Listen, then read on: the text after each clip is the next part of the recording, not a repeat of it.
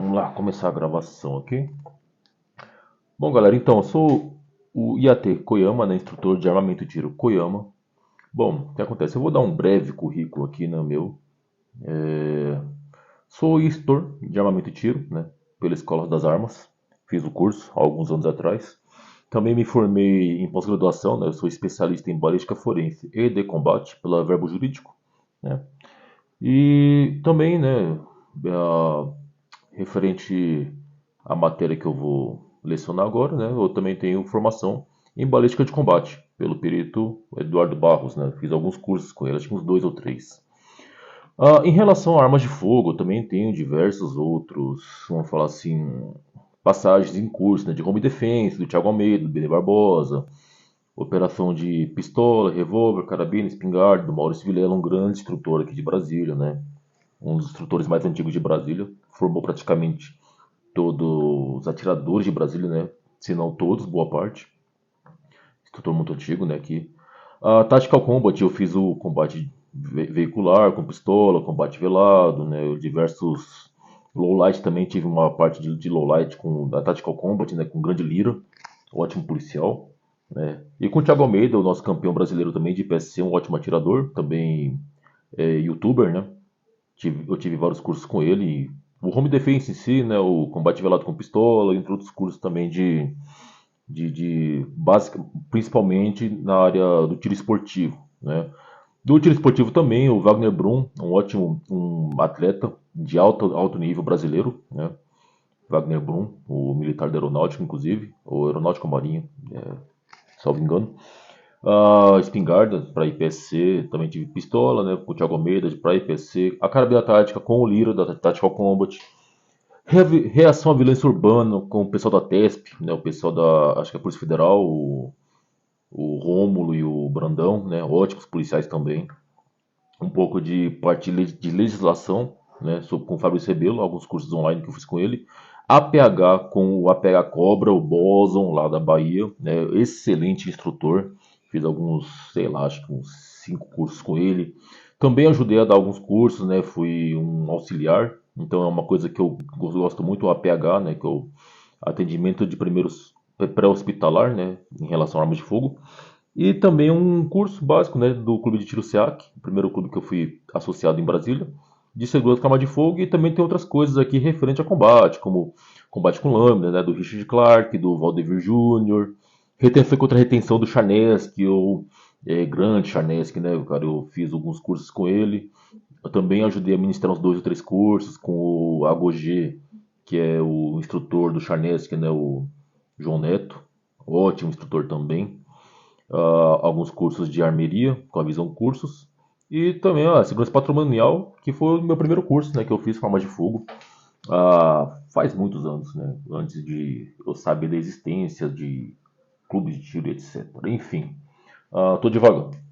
Bom, o que acontece? Eu vou falar um pouco da física, né, da física básica e que a gente encontra em balística, né? Principalmente na parte da conservação da quantidade de movimento, né? E alguns cálculos que eu vi em alguns preparatórios para o Enem, eu achei interessante. Pô, vamos testar para ver se realmente é aquilo, né? Então, só para começar, o que é balística? Cara, balística é a ciência que estuda as armas de fogo, suas munições e seus efeitos, né? É a ciência dos projéteis, né? Da bala, vamos falar assim. Né? O projétil pode ser chamado de bala, né? Porque balim, né? Vem da ideia de algo a ser lançado, né? A munição inteira em si, ela não é a bala, né? Isso que é o errado. A munição inteira seria uma munição, né? Mas o projétil em si, que é aquela ponta de chumbo, de metal que é lançada, também pode ser chamado de bala, né? Por isso que é balística, né? A ciência que estuda o projétil, a balística interna, externa e terminal, né? Bom, o que acontece? A balística, bem resumidamente, ela é dividida em 3 partes: a balística interna, a balística externa e a balística terminal. A balística interna, poderíamos falar que é toda a parte que é referente ao mecanismo da arma, tudo que acontece com a munição, com o disparo da arma, mecanismo e tal, até o momento em que ela sai do cano. Então, tudo que acontece entre o disparo, o tiro, né, até o projétil sair do cano é balística interna, inclusive o mecanismo em si do armamento. né? Então, quando passamos alguns cursos de arma de fogo, chamamos a parte de você apresentar a arma, apresentar as teclas, o mecanismo básico do armamento, como balística interna, né? A balística externa já é daquilo que, desde o momento em que o projétil, né, a bala, o projétil em si, ele deixa o cano, até o momento em que ele vai pegar o seu anteparo, né, o seu alvo, o anteparo é, intermediário. Então é balística externa. O que se estuda na balística externa? É curva balística, todos os efeitos que interferem na precisão, como efeito Coriolis, vento, umidade, temperatura, velocidade do projétil, né, zona transônica, diversas coisas, salto aerodinâmico, rotação, diversas coisinhas assim, detalhes, vamos falar assim, né? A balística terminal já é em relação a quando o projétil ele pega no anteparo, né? E no corpo, no caso o alvo, pode ser um alvo metálico, pode ser um alvo humanoide, um animal, uma caça, né? Um corpo, um gelatinoso, etc. Tudo que acontece, né, do projétil quando ele pega no anteparo até ele parar, né?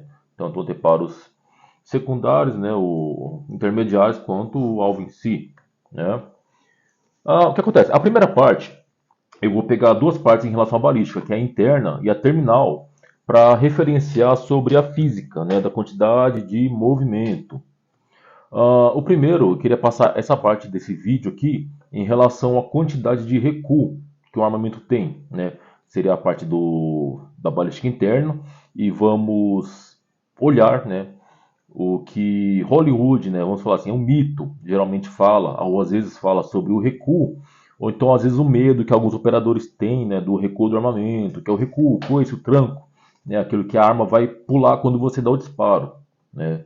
E vamos ver aqui um vídeo de Hollywood, né, que exagera um pouco, né, e vamos ver se isso está correto ou não.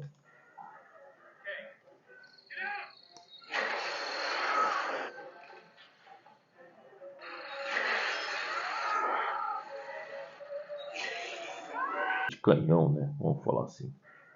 Bom, o que acontece? O recuo nada mais é do que a terceira lei de Newton, né? Ação e reação. Por exemplo, é uma bala de canhão, né? A força que o projétil, né, a bala, ele faz para frente, ele vai ter a mesma quantidade de movimento, né, na arma e também no operador para trás, né? De mesmo módulo e direção e sentido oposto, correto? Mesmo módulo, mesma direção, né? Horizontal, direção horizontal no caso, se fosse perfeitamente horizontal o tiro, nesse desenho aqui do canhão, né? Modo de direção, porém em sentido oposto, né? A bala vai para frente e a arma vai para trás, o canhão vai para trás, o operador vai para trás, né? Seria o recuo em si.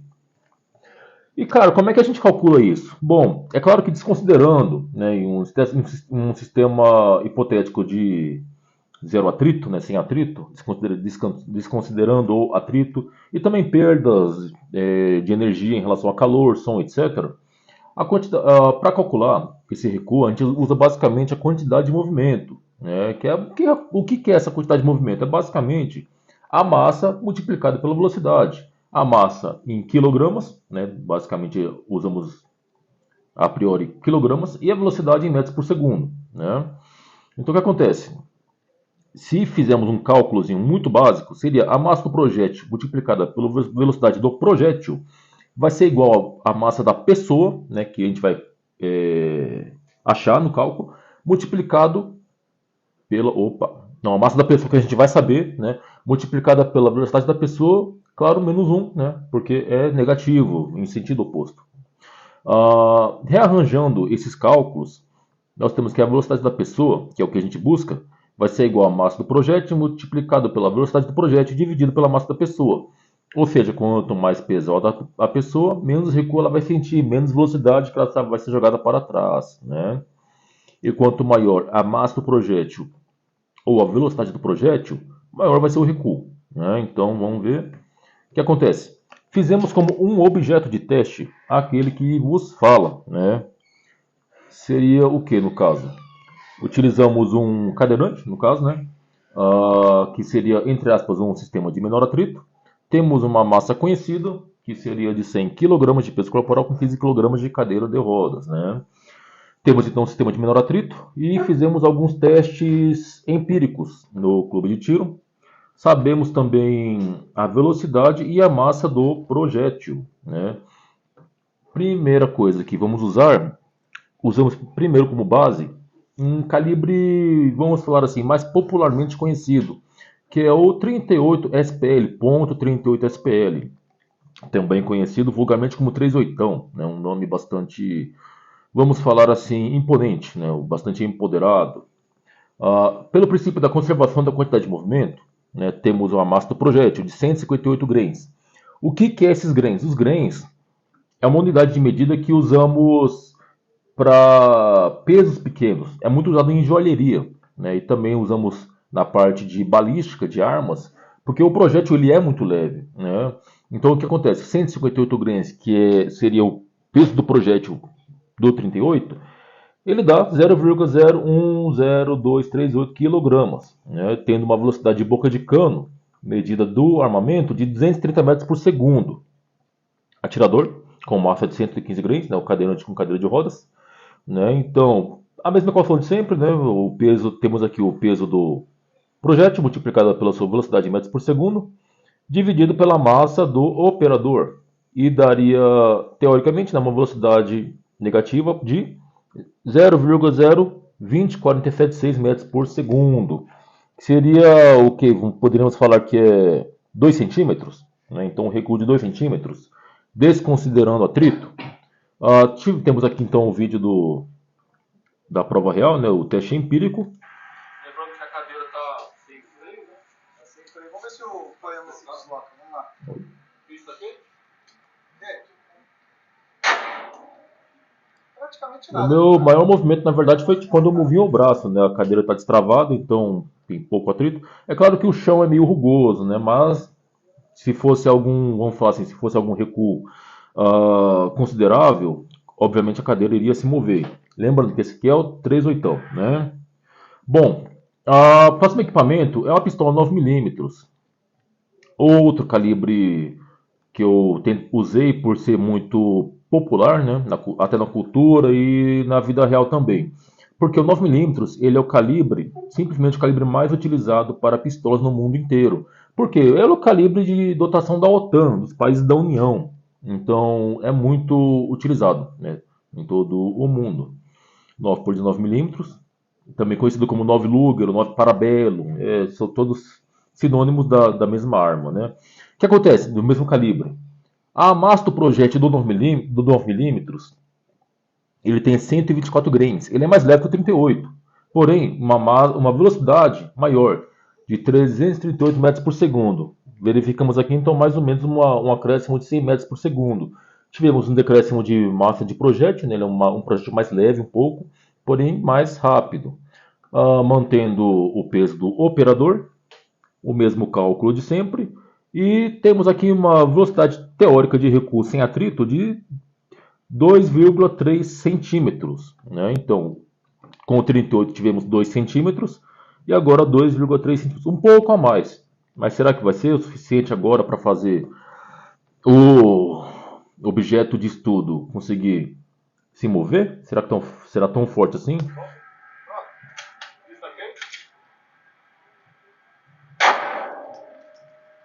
Mesma coisa, né?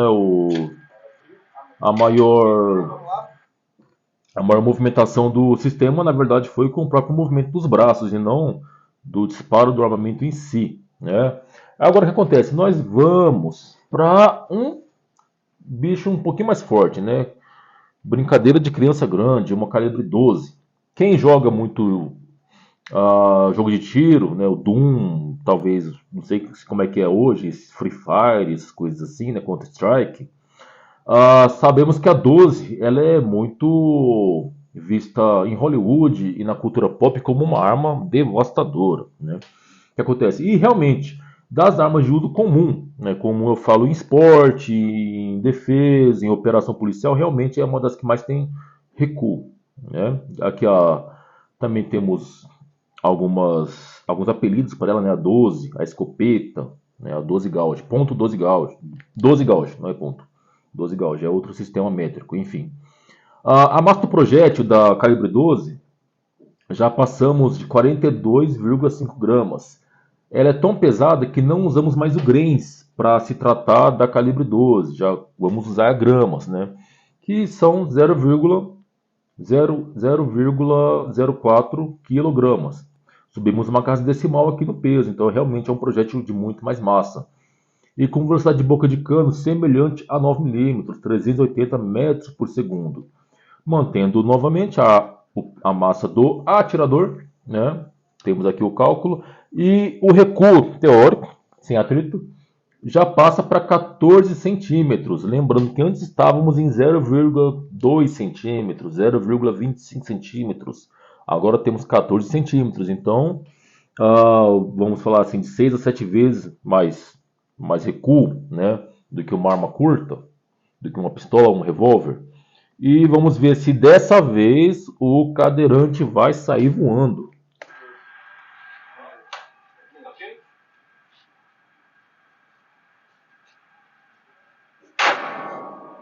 Opa, agora sim, realmente, né, tivemos um recuo, né? Novamente, o que acontece? O chão era um pouco rugoso, então o recuo não foi totalmente uniforme, né? Mas, enfim, podemos ver que mesmo no sistema de baixo atrito não houve tanto movimentação assim, talvez em torno de 5 a 10 centímetros, mas não chegou a ninguém sair voando, né? Principalmente a 12, ela já começa a ter bastante receio da maioria dos operadores iniciantes que estão começando o curso, que estão começando a operar esse armamento, eles têm muito receio do recuo da calibre 12, né? Porque de fato, se você não segurar direito, você pode, né, se machucar. Mas não é questão de posicionamento, geometria de corpo. Se até uma cadeira de rodas destravada consegue segurar, imagina uma pessoa ah, posicionada da forma correta, né? A terceira arma, a quarta e último equipamento utilizado no teste foi o 308 Winchester. Também pode ser falado no 762 por 51, que, entre aspas, é um calibre gêmeo, né? O 762 por 51 é um calibre OTAN, usado muito no parafal e rifles de precisão de dotação militar. E o 308 seria um calibre gêmeo dele, né, usado mais para uso civil. Ele é praticamente a mesma coisa, um pouquinho mais forte que o 762 por 51. Então temos o 308 Winchester, né, teoricamente arma de guerra. É um equipamento que foi um pouco mais popularizado no uso civil esportivo há poucos anos, porque antes não se tinha equipamentos nacionais, vamos falar assim, acessíveis para esse tipo de uso, né? E até as polícias também não tinham muitos equipamentos, era assim, mais usado para FAL, que é 7,62 por 51 e uma arma muito pesada, etc, né? Bom, o que acontece?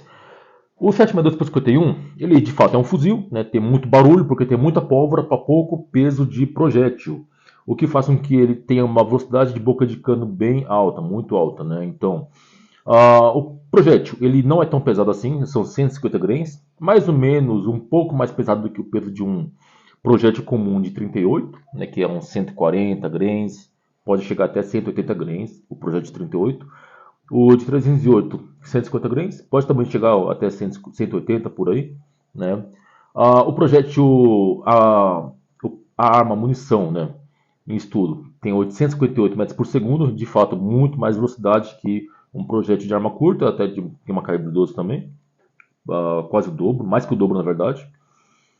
Então, porém, mesmo tendo muita pólvora, muita velocidade de boca de cano, como o projétil é mais leve, o recuo médio foi em torno de 7 centímetros. Poderíamos falar que foi 3 vezes mais do que um 9 milímetros, né? 3 vezes mais que 9 milímetros. E uma curiosidade é que muitos atiradores esportivos atualmente têm um certo mito de que esse 308 Winchester ele vai ter mais recuo do que o calibre 12. Muitas vezes porque o calibre 12 é uma arma que já é mais popular, né? mais que está há mais tempo absorvida no tiro esportivo, na caça também, e até no meio policial, no meio operacional. E o fuzil já é algo mais recente, e como ele tem mais pólvora, tem mais velocidade de boca de cano, tem mais crack supersônico por causa da velocidade do projétil, ele faz muito mais barulho e muito mais deslocamento de ar. Então tem-se uma impressão errada de que ele é mais forte, às vezes por causa que tem um barulho mais realmente muito maior. Mas o recuo em si, se formos comparar, ele não é maior, né? E vamos ver aqui um teste prático. Vou verificar agora se vai ter deslocamento tanto do operador quanto também do sistema do alvo. Vamos lá? Vamos lá, fica quente. Isso, tá quente? Ó, agora temos um deslocamento.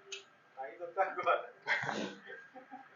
Novamente, né, o chão não ajudou a fazer um cálculo exato do recuo, mas enfim, até aquele que vos fala, no caso eu, né, no início eu pensava, nossa, o 308 ele tem mais recuo, porém o recuo mais macio, mas na verdade não é isso, é porque ele de fato tem menos recuo do que uma calibre 12, né, então ele tem menos recuo. A calibre 12 calculamos quanto? Calculamos 14 centímetros e o 308 7 centímetros. Então metade, vamos falar assim, tem metade do recuo, né? Vamos ver aqui agora alguns andantes, né? Pessoas que têm atrito com o chão e com uma postura correta para ver o quanto que eles seriam jogados para trás com essas armas. Aqui um atirador de mais ou menos 70 quilos, ele não é uma pessoa muito alta, e vamos ver como é que o corpo dele se comporta com um 308, uma arma de guerra.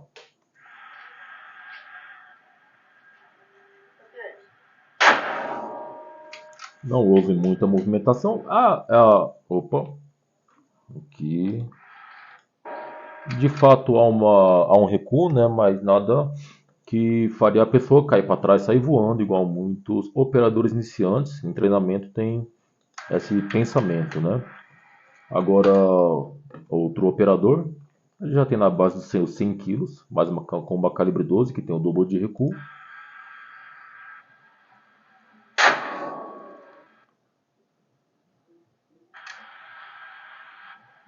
Nada muito extravagante também, né? Lembrando que esse aqui é uma calibre 12 também de cano curto, que teoricamente tem mais recuo ainda, porque o equipamento é mais leve, então ele absorve menos recuo. Então, o que acontece? A maior parte do recuo acaba indo para o operador, né? E mesmo assim, ninguém foi jogado para trás. Bom, a conclusão em relação ao recuo do armamento é que realmente é uma coisa que existe, né? Mas não chega a ser nada impossível. Podemos ver, por exemplo, nesse GIF aqui, o que acontece? É um dos casos raros em que realmente acontece algum acidente em relação ao recuo.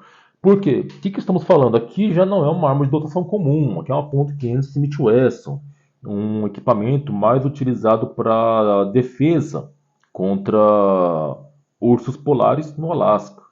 Então, nem para caça na África, essas coisas é utilizado esse armamento, né? E aqui embaixo uma pistola 9mm, né, em modo rajada, claro que no Brasil não existe, mas aqui estamos em modo rajada.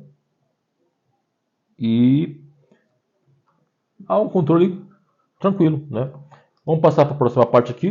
Vamos sair, agora nós vamos sair da balística interna e vamos passar para a balística terminal, algo um pouco mais divertido, né? O que acontece? Fala-se muito. Aqui a gente consegue tirar muito mais.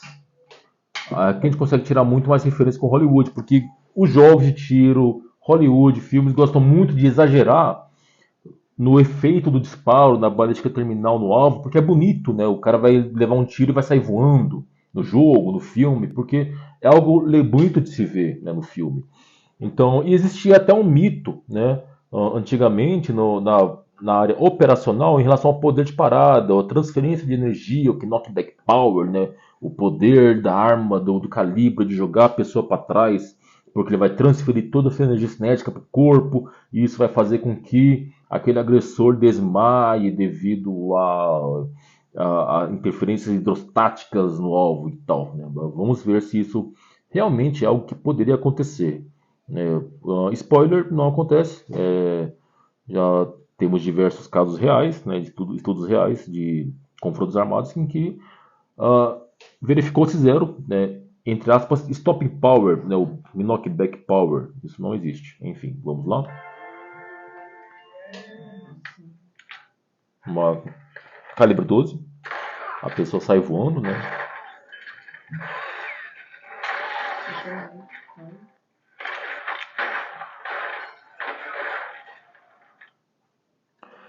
Bom, inicialmente a gente pode refutar já esses filmes da seguinte forma.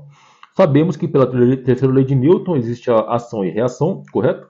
Em que se o armamento ele vai jogar o alvo a 3 metros para trás, o operador também deveria receber esse recuo de 3 metros para trás. Né? Então, se é tão potente assim um tiro, a pessoa também deveria provavelmente quebrar o braço só de levar o tiro. Né?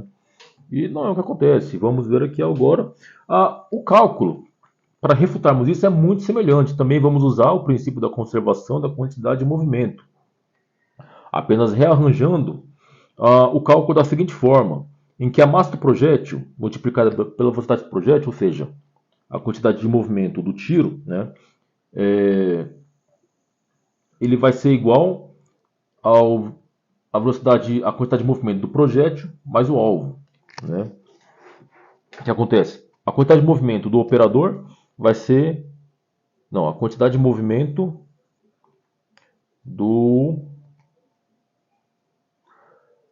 a quantidade de movimento da munição, né, do projétil em si, da bala, do tiro, ele vai ser igual à quantidade de movimento em que vai ter o alvo junto com o projétil nele, inserido, né, porque seria, no caso, uma colisão inelástica, porque o projétil ele não pode nem ricochetear e nem transfixar, porque, teoricamente, toda a energia cinética, a quantidade de movimento tem que ser transferida para o alvo. Rearranjando todo esse cálculo aqui, em que a massa do projétil multiplicada pela velocidade do projétil mais a massa do alvo vezes a velocidade do alvo, ele vai ser igual a massa do alvo mais a massa do alvo mais projétil multiplicada pela velocidade do alvo mais projétil.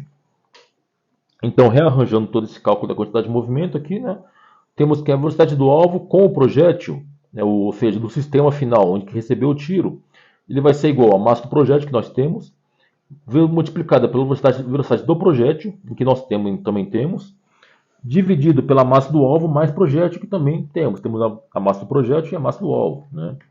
Qual foi o corpo de teste? Obviamente o corpo de teste não foi uma pessoa. Foi uma caixa de 30 por 50 centímetros, preenchida com material balístico, com grânulos de plástico, de borracha, né? Borracha de pneu moído, em que o objetivo era com que o objeto recebesse o disparo e desacelerasse o projétil para que ele ficasse dentro do corpo. Junto com a mesa, todo esse sistema tinha 30 kg, né? Uma mesa em cima da caixa e a caixa em si 30 kg. Né? Temos aqui o mesmo sistema, o nosso 38, que calculamos mais cedo. E fazendo esse cálculo, que a velocidade do alvo vai ser igual a peso do projétil multiplicado pela velocidade do projétil dividido pela massa. Aqui eu coloquei também 115 kg, né, que seria o peso inicial do recuo do operador, só para compararmos se há alguma diferença, porque o cálculo é muito parecido mesmo. Né? Nós temos aqui 115 kg, só que somado também com o peso do projétil, que é um peso muito irrisório, né? 0,10238 kg. Então qual a diferença? A diferença é que antes nós tínhamos apenas o cálculo até aqui, só até o 115. Agora estamos somando também no final, na divisão, a massa do projétil. Temos aqui que a velocidade do alvo, a velocidade teórica do alvo sem atrito, é também de 2 centímetros. Porém, podemos ver aqui ó, que é 0,020475.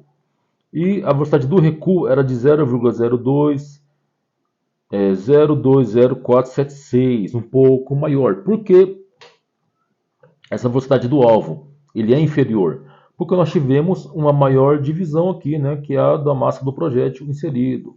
Como o projétil é muito leve, não tem muita diferença, mas podemos ver que com muitas casas decimais realmente houve um decréscimo. É praticamente o mesmo cálculo, porém o sentido não é oposto, o sentido é igual. Então ambos estão em velocidade positiva. Né? Mesmo vídeo, porém agora vamos mostrar o alvo aqui atrás, que é a mesa com o alvo, um sistema de 30 quilos. Praticamente nada, viu, Breno? Bom, vemos que um alvo, nossa, quase 4 vezes mais leve, não teve praticamente nenhum deslocamento. Né? E para verificar, fomos ver o alvo e realmente não houve nenhuma transfixação, né? Então, podemos ver que realmente um disparo, mesmo tendo toda a sua energia cinética distribuída para o alvo, não vai fazer ninguém sair voando, né? Mesmo cálculo com a nossa 9 mm, mesma coisa aqui. Não vou repetir muito os cálculos, né? Podemos, se quem quiser pode pausar o vídeo aí, mas o cálculo é muito semelhante. Temos um recuo teórico do alvo, né? O alvo vai voar para trás, entre aspas, por 2 centímetros e alguma coisinha, sem atrito. O teste real, vamos ver o que acontece.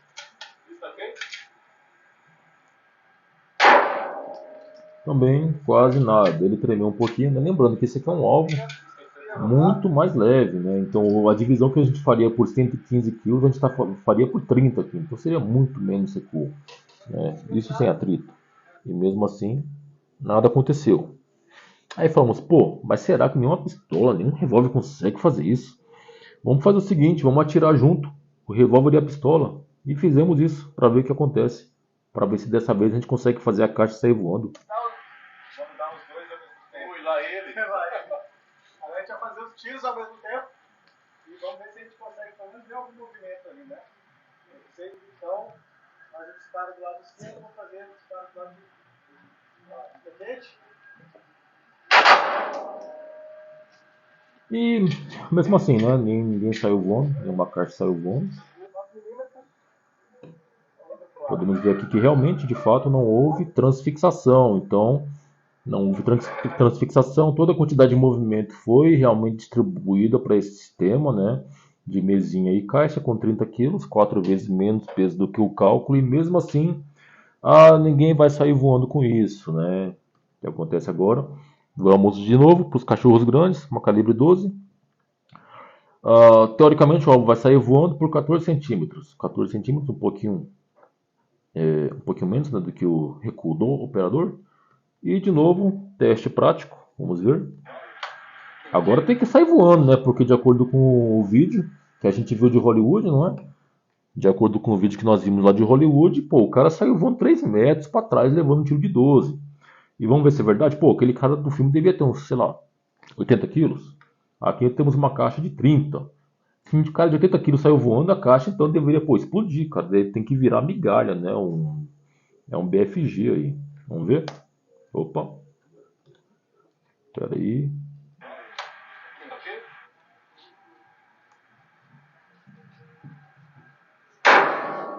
Agora sim, né? Um pouquinho com ela, mas voltou. Você voltou. A gente calculou. Vamos ver se tem aqui mostrando. Não, não tem. A mesa se deslocou em torno de 5 centímetros, né? Então, vamos falar assim, uma mesa de 30 quilos, um sistema de 30 quilos, teve um deslocamento de 5 centímetros, 30 quilos, cara. Então, eu quero que todo mundo que veja isso saia sendo aquele cara chato do filme, sabe? Que vai ver o filme e vai falar, pô, não é assim, tá mentindo. Ninguém sai voando com tiro de 12. O grande fuzil, né, arma de guerra, porra, perigosíssima. 7 centímetros de recuo teórico do alvo. Vamos verificar agora que vai ter deslocamento tanto do operador quanto também do sistema do alvo. Vamos lá? Vamos lá, pista quente. Pista quente. Agora teve um deslocamento. Ainda até agora. Confirma aqui mais ou menos. Estava marcado, né? Atenção. Arma aberta, segurança. Nossa, está marcado 5 centímetros. A gente calcula, mas realmente Exatamente 20 centímetros. a superfície não ajudou muito, né? Porque ela tinha algumas variáveis. Do meio aqui. Mas é um tiro de fuzil 308, né? E 5 centímetros aqui. com 50 centímetros de anteparo balístico, não houve transfixação, toda a energia foi distribuída para para o sistema e nada saiu voando. Isso é um fuzilzão, né? Agora, eu compilei todos os disparos que fizemos nessa caixa, que também esse teste também, ele tinha como objetivo verificar se 50 centímetros de material balístico era o suficiente para segurar o tiro de fuzil, inclusive, né? Ou de 50 centímetros na longitudinal, ou na parte mais curta de 30 centímetros, né? E no final nós chegamos à conclusão que até 30 centímetros é o suficiente realmente para parar até um tiro de fuzil. E isso era um receio, inclusive do dono de stand, né? Então ele usa esse material que de anteparo balístico, ele queria verificar a segurança desse material para parar os projéteis. E vamos verificar aqui um compilado de todos os disparos no sistema de teste. 9 mm, né? 38. Os dois aí. Nenhum transfixou. Spoiler, né? Nenhum transfixou. Nenhum fuzil.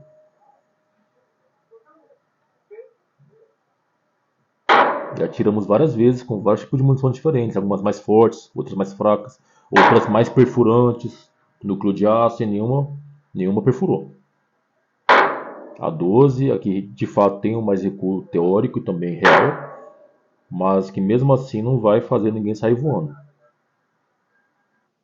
Né? Nada transfixou. Inclusive, interessante, né? A questão, até os 30 centímetros foi o suficiente para parar todos os projéteis. Né? E vamos retornar ao Hollywood para comparar o que acabamos de ver em testes e o que Hollywood geralmente mostra.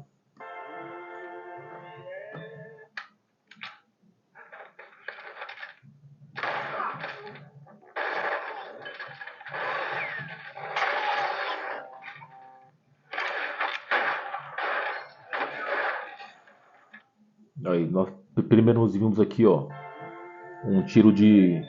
Vamos ver se eu consigo pausar. Um tiro de calibre 12, não, calibre 12, 2 canos, né? E o cara sai voando, pô, pelo amor de Deus. Se não tivesse parede, ele entrava em órbita, né? Filme recente, inclusive, não é coisa de filme antigo. Aqui o... creio que seja o Exterminador do Futuro, né? Usando um fuzil. E, porra, fuzilzão, o pessoal sai voando. Foi uma 12. Aqui é um fuzil. Todo mundo sai voando. E aqui, opa. E aqui nessa última cena, um revólver, pela temática do filme, provavelmente um 45 Long Colt.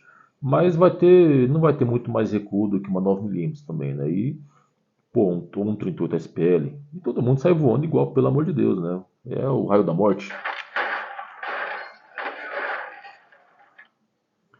E é isso, né? Basicamente, usamos um pouquinho de física muito básica, né? Que cai bastante no Enem.